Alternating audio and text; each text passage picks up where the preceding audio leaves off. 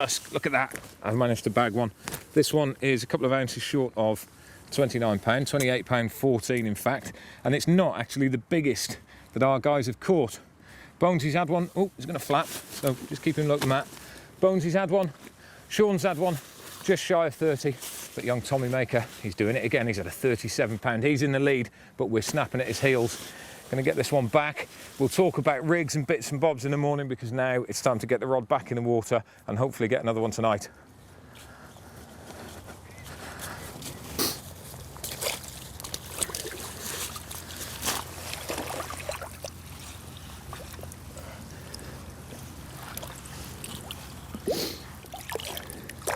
And there he is. That's how clear the water is. You can see them a long, long way out, even in the dark. Come on, let's hope they feed tonight. That's one. Hopefully there's more to come.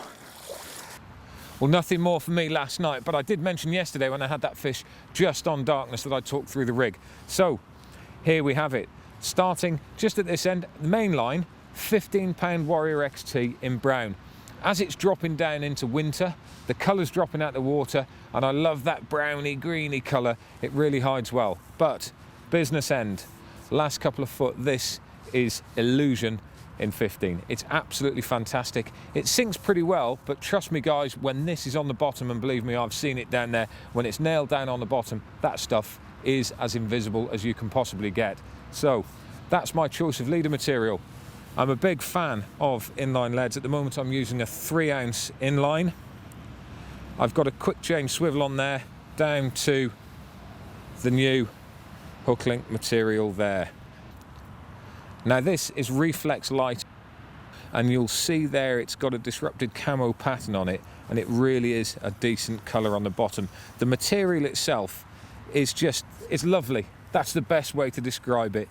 It just sits so well, and as with any braid, the best thing to do is just a little drop of tungsten putty on it. Coming up to the hook end, I am an absolute fan of SSBP hooks. Armour Point SSBP in my eyes are, without any shadow of doubt, the best and most durable hook out there. Incredibly sharp, you can catch loads of fish on them. I put a small bit of shrink tubing on there as well, just to create a little bit of an extra kick. This is a size 6, I've got 2 grains of corn on there. I like a size 5, like a size 4 as well, but at the moment this is a size 6. Standard bag rig, coming up to 2 pieces of plastic corn. All of that is smashed into a solid PVA bag with the old Rapide loader system, chucked out into the pond, and hopefully that will catch me a fish or two. But as I say that, and I'm hoping to catch a few fish, I've heard just across the way on Attila, a young man by the name of Tom Maker is absolutely smashing the place up. So why don't you trip over there and find out what he's doing.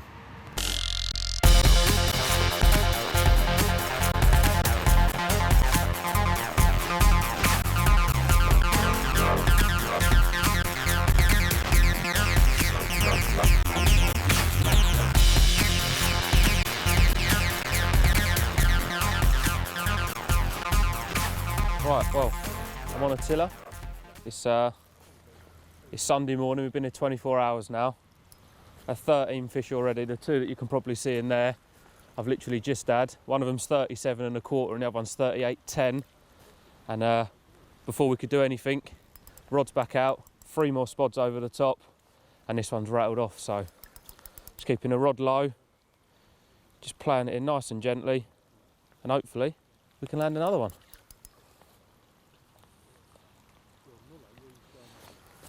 There he is, nice comment.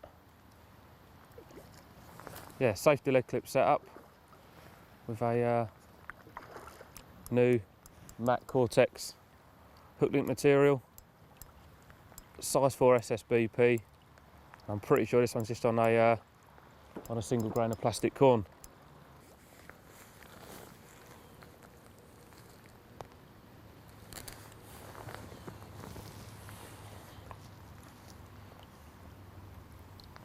There he goes.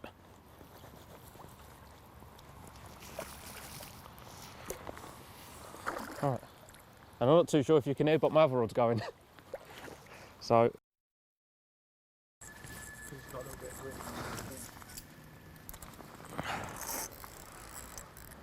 Well, as you can see, Dad's just putting that one in the sling. That's probably a mid-20 common. And into another one now. I've got all 3 rods, literally they're on, well, I say an area the size of a ground sheet, but at 100 yards you're probably not that tight. Yeah, 3 baits close together, bit of spot out there, and literally when they move in on here, you can get one bite, put it back out, you get another bite, or sometimes you can even get 2 or 3 while while you're playing the other ones will be going off. So yeah, it's a good tactic for on here. Let's just say that. Right, Dad, I've got a funny feeling this is quite big. Oh, for God's sake, that's huge. Right, once it's heads up, it should just keep moving. Going for it. That's a good one. That is a good one, that. Cheers, Luke. How big's that, Dad? Oh, yeah, that is a big one. Right, if I lift it straight into the... In fact, if I lift it up, Dad, and then just lift this net out of the way, yeah?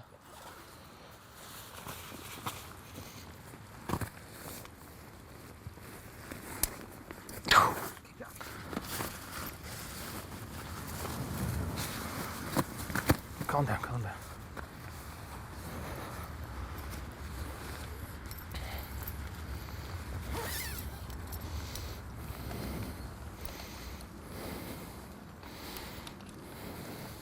Side each.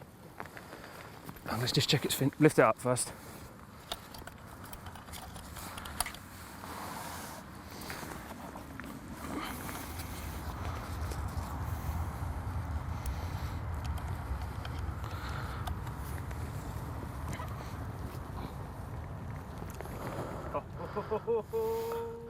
That'll do.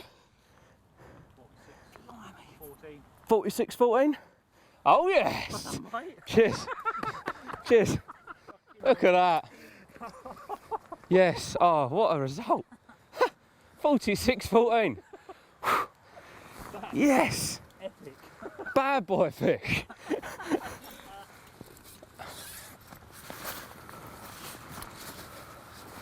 Oh. Look at the size of it.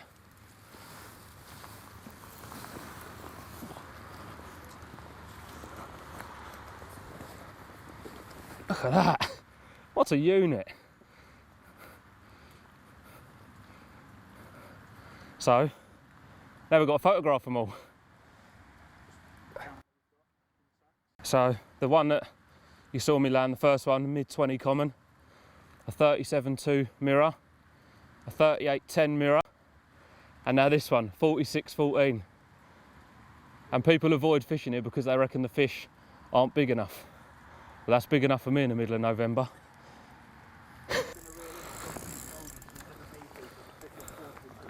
Well, there you go. As I was saying, sometimes one goes, sometimes 2 goes, but now all 3 of them are gone. So, again, just shows the importance of fishing free on a baited area, because when they move in, the little common come in first. Well, I say small, mid-20 common come in. The next one, 46-14. So if you only had 1 rod on that area, I'm pretty convinced that every time the little ones come in, they have the bait, away they go. No rods left, the big ones come in, nice bit of free food for them. But if you've got any more than 2 rods on an area, 9 times out of 10 that the second one you hook is the bigger one. Oh, yeah, let's get this one in, hopefully, and we'll see what this is.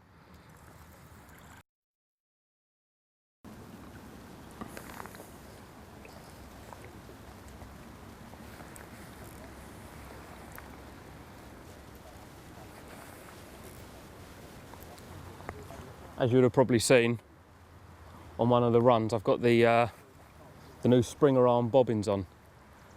Basically what they're doing is, when you're fishing at long range, the tension on the arm is pulling your line down. So no matter how tight your lines, you've always got probably a 2-inch drop on your rod. So as soon as I'm getting anything happening that end, that bobbin is going to move this end. Whereas a normal bobbin, sometimes they're quite light and they just hold at the top and you don't see it until they've taken it out of the clip. But with them bobbins, you've got 2 inches of movement. And as soon as that fish takes, bang, you're straight up to the top. And there's just no messing about, no false indications. The lines are nice and tight, straight down to a 4-ounce lead. and start, say as soon as that bobbin moves up or does any sort of movement, I know I've either been done or I've got a bite. 9 times out of 10, it's a bite.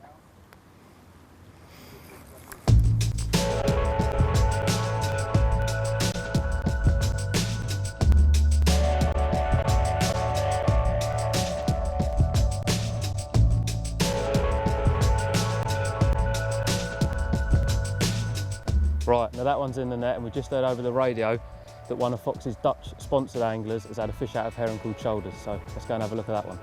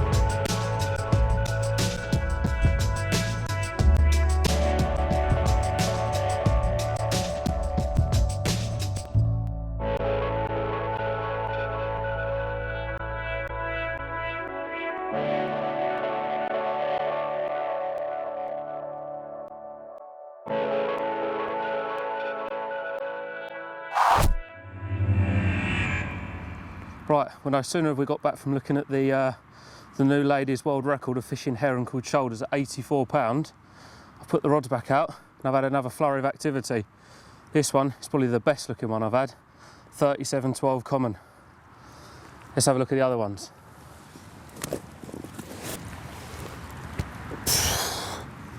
This one, 37 and a quarter.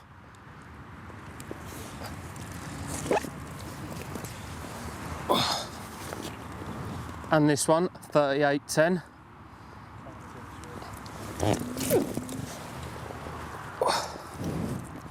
And finally, after that flurry of activity, this was the last one, £40.10.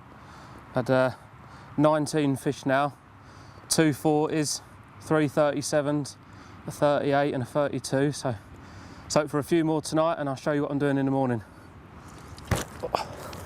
Look at that.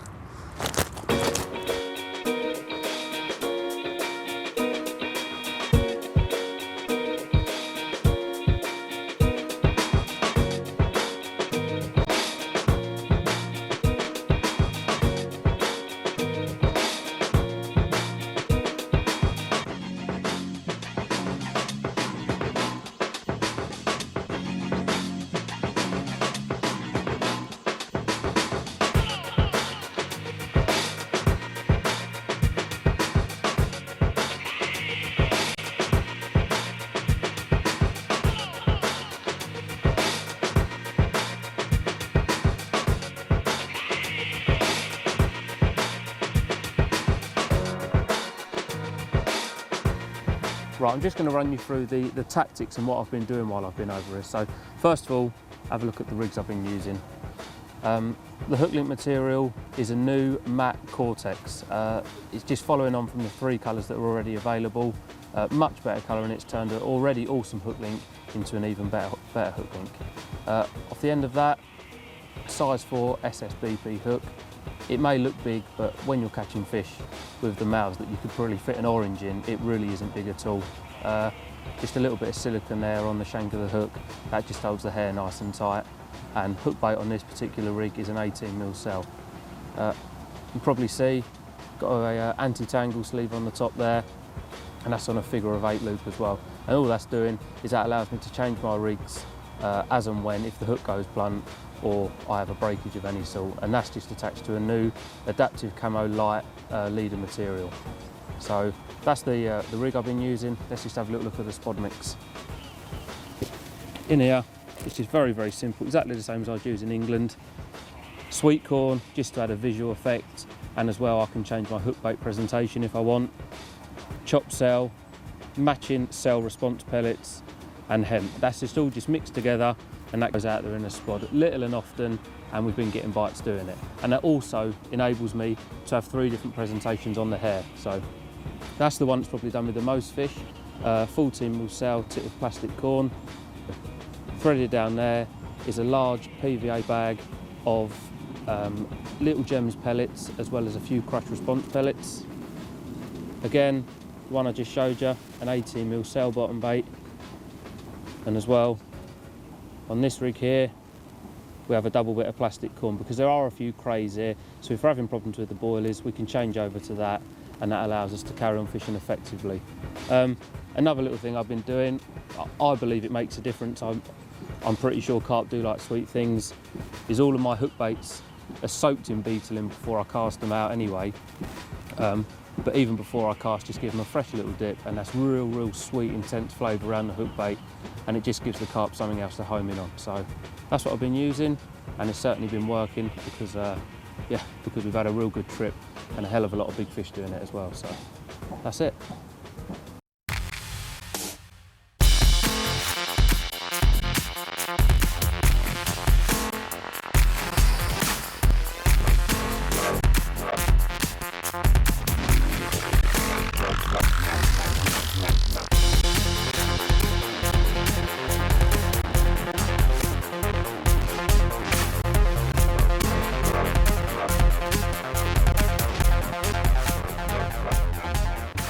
There we go, my third fish of the trip. Tactics for this one was a Rapid solid PVA bag with the new Reflex dark camo sinking braided hook length, 5 inches long. Happy days. Let's get her back and I'll show you how I caught it. As you can see, the weather's turned for the worse again, and I've just put that fish back. Let me show you how I caught it quickly. I've had it on a Rapid PVA bag system. We're fishing Abbey Lakes, it's November, it's freezing cold, clear water conditions. There's a lot of bait boats on the fishery. I've chosen not to use one, just to fish a little bit differently. We've seen the odd fish show, and I just wanted to put a little trap, a patch of bait where I've seen fish, just to try to pick the odd one off from the great big masses of bait everywhere left by bait boats. It's my option. Luckily, it's produced that fish we've just put back. So let's have a look at the rig. As I say, I've had it on the Rapid PVA bag, which I'll tie shortly and show you how I do it. But getting down to the business end, I've got a 15-pound dark camo Reflex hook length, which is a super soft sinking braid, perfect for PVA bag fishing. Down to the hook end, as you can see there, this is known as a shot on the hook rig. So I've got a size 8 S4 Curo hook with a Frutella pop-up. And as you can see there, I've folded a piece of braid over the hook and pinched the shot on, just burning the end very slightly, just to seal it on there. And what that enables it to do then is move up and down the hook, so it doesn't affect the way you hook a fish once it goes in. It just moves out of the way and exposes the main shank of the hook. And what that does then, as we've seen from the underwater footage, it creates what I call a cherry on the cake. I want this hook bait to be visible once the PVA bag melts. I don't want it underneath whatever's inside your PVA bag. I don't want it being hidden by the pellets. I want it to melt and that hook bait to be visible from the off. And what we found during the underwater filming, it just sits very nicely like that. Which also then, obviously, as soon as a carp picks that up, the weight of the shot on the hook pretty much makes it very hard to get rid of. It turns that hook point straight down into the bottom lip and makes it very difficult and cumbersome for a carp. Getting to the lead end, I've got a 3-ounce inline lead. Something which I will show you, but it's only at the concept stage, is a new inline lead insert that we are working on. This isn't a final model, but it shows you the concept, something very simple. As you see, it's sliding down the new 35-pound green leadless leader, and what that does then, it works against itself, so you can cast it at any distance you want, and it doesn't come off. You can slide a tail rubber over the end just to make it a little bit more secure. I've not needed to on this session. And then basically the fish will pull it away and off it comes. Very simple. Right, onto the bag. I'm using a small Rapid PVA bag system, so I'll take the locking collar off. I always carry a little bit of base mix and a little bit of micro pellet. This is the PVA bag pellet from Mainline, absolutely perfect for these fishing situations. Creates a really nice, tight, compact bag. I always just put a little bit of each in the bottom, work it around a little bit, especially at this time of year when the PVA is taking a little bit longer to dissolve in the water. Give it a little blow. I'll work the contents to one corner of the bag. Drop that in very, very carefully. And then I just hold the hook bait in position. Work it into the corner, so your small amount of pellet in your base mix at one end, your hook bait's in your fingers, and I can see the shots positioned perfectly on the hook. I then work it back. It holds it all into position. Pat it down with the lead very, very slightly. Into the groove at the back, and we're ready to roll.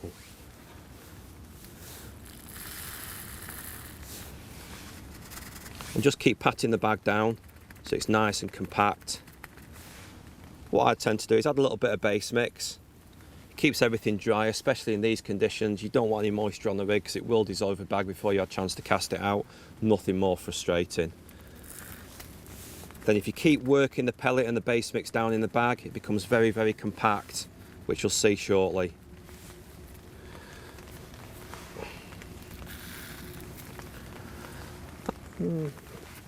I generally fill it a little bit much, just a little bit out, and just tap it on your knee or a hard surface.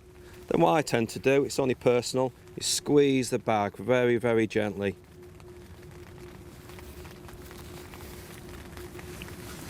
And there we go. You can see in the bottom of the bag there, you've got the hook bait, a bit of base mix keeping everything nice and tight and dry, and then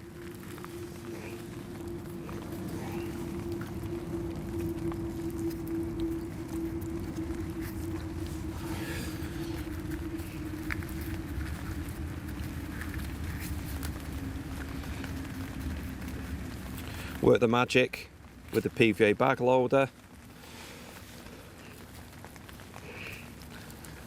and then just massage the corners. Get it all nice and tight, especially if you're fishing at any considerable distances. Lick the corner, fold one side and the other one.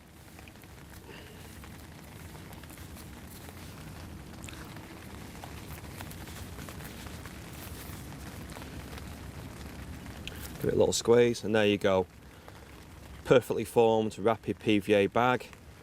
I call it the cherry on the cake rig. The 35-pound new submerged leader, which is very, very supple. There's no lead in it, so once that hits the bottom, even if it's in weed, it's going to create its own little clear area. The hook bait will be exposed, and with this new submerged leader not having any lead in it whatsoever, it'll follow all the contours of the bottom. A very, very effective presentation of PVA bag. Here we go, it's the third morning. Still getting loads of bites. This is the 30th one now. Had another 40. That one's in there, we'll show you that one in a minute. Still putting a few spods out after each fish, and literally they just keep coming. So let's get this one in and we'll have a look at that 40.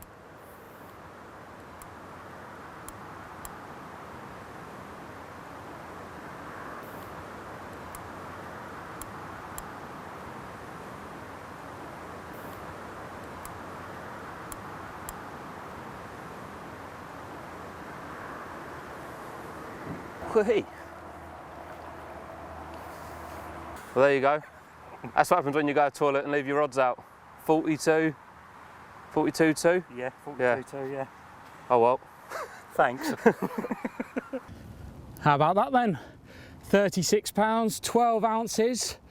I've been fishing maggots all week, exactly the same as on Manor, with one exception. I've been using the Camatech Stiff because in Fox Lake there are a load of crayfish.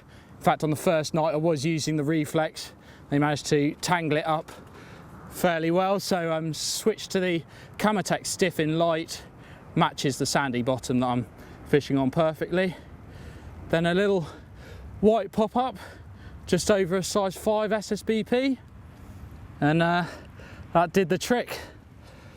Really happy with this one. I've been working pretty hard during the days behind the camera, and then for the nights, getting the rods out. Happy days.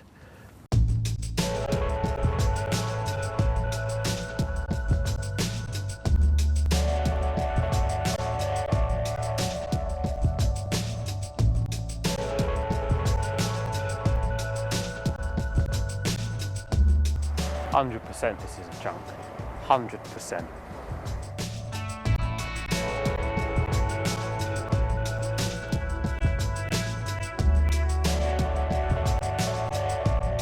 So I'm putting my money on it being 35 plus.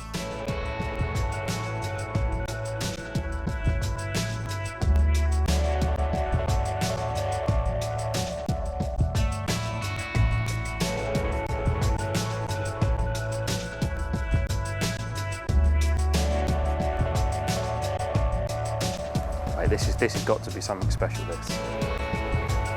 There is 50s in there, isn't there? Just feels huge. Please. I don't think I've ever pleaded with a fish.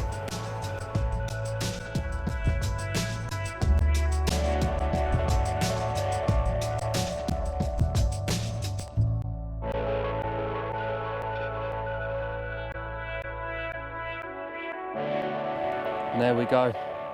The session just keeps getting better and better. It's the full 40 now. 42 pound 8 ounces. Absolutely amazing winter action. Let's get it back.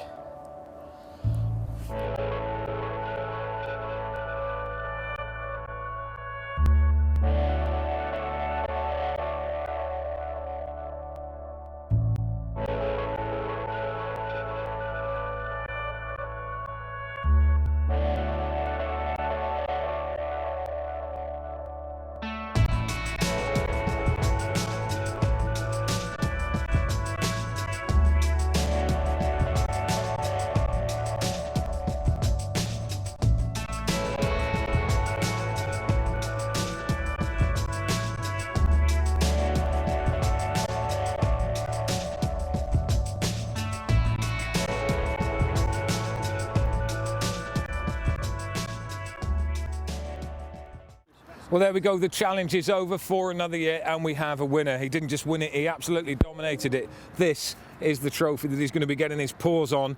And the winner is, of course, the man that's still got the inflatable man. Who is it? Well, this fella over here. Look at that. Tom Maker, 46 pounds and 14 ounces. There you go. You are the 2012 Abbey Challenge winner. Hey. Do I get to keep the man as well?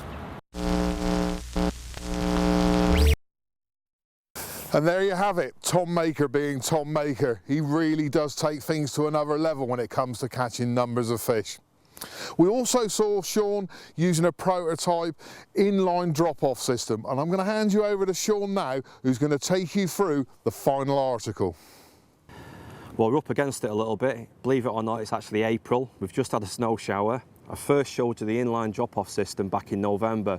At that stage, it was a prototype. I've now got the finished product to show you step by step. So, all Fox inline leads, as standard, come with a rubber insert. You just simply take the rubber insert out, chop the rubber insert, so you're just left with the fatter end to slide over your swivel. As you can see, that's what you got left. All you do is pop that onto the end of your swivel. The swivel I'm actually using for this demo is the new quick change drop-off swivel. So it's actually got to the end of the loop on the swivel a ring and also a very short quick change connector, which makes it